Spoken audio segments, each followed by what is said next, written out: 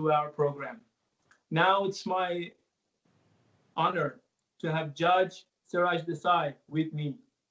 Let me introduce him to you if you don't know him. Western Cape High Court judge, well known for his commitments to fairness and ethics.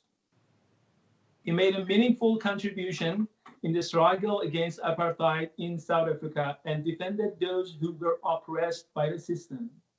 His participation in the struggle was influenced, among other things, by the 1976 student uprising that later saw him as an activist lawyer defending freedom fighters.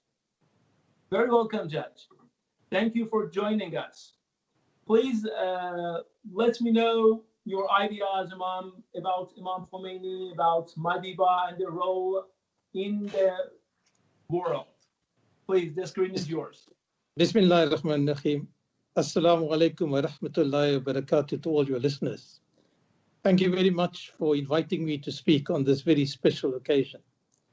Let me start with a very general statement. Revolutions are not made by individuals, nor are they made by single political parties or single ideologies. Many contending forces contribute to the successful conclusion of a struggle. And that's true of South Africa as well. President Mandela wasn't the only leader in the struggle. There were many others as well. I'm not that familiar with the Iranian struggle, but I assume there were other ideas that were contending for power in Iran as well. But when one thinks of the latter half of the 20th century, both President Mandela and the Ayatollah are towering figures in the history of the last part of the 20th century.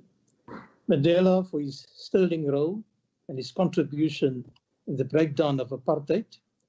That's the separation that the iniquitous system brought about here in this country.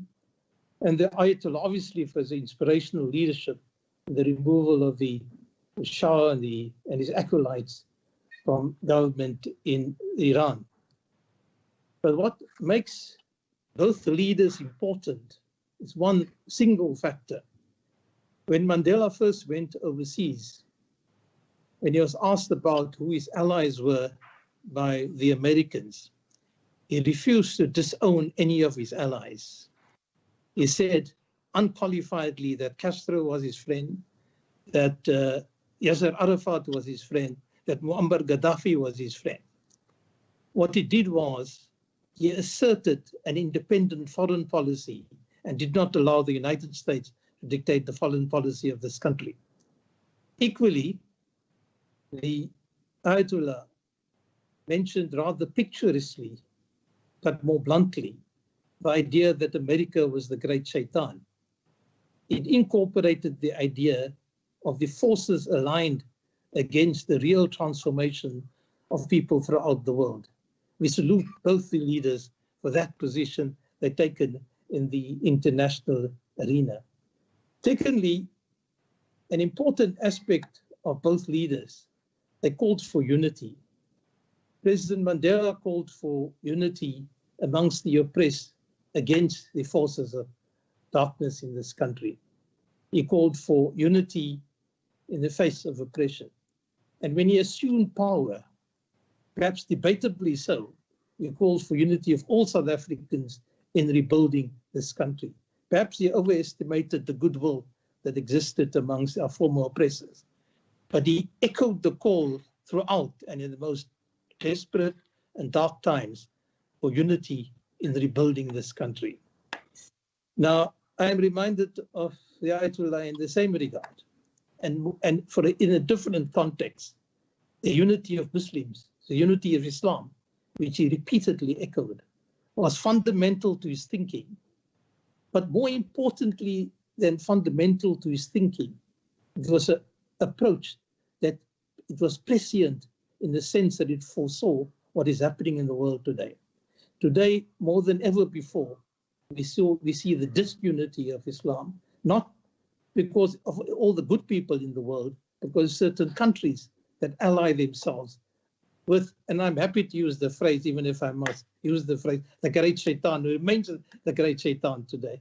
And more so today, with their present leader. I mean, he patently has two horns.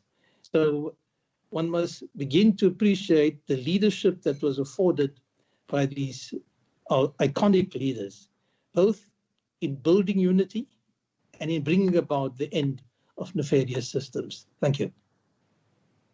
Inshallah. Thank you, Judge. Thank you.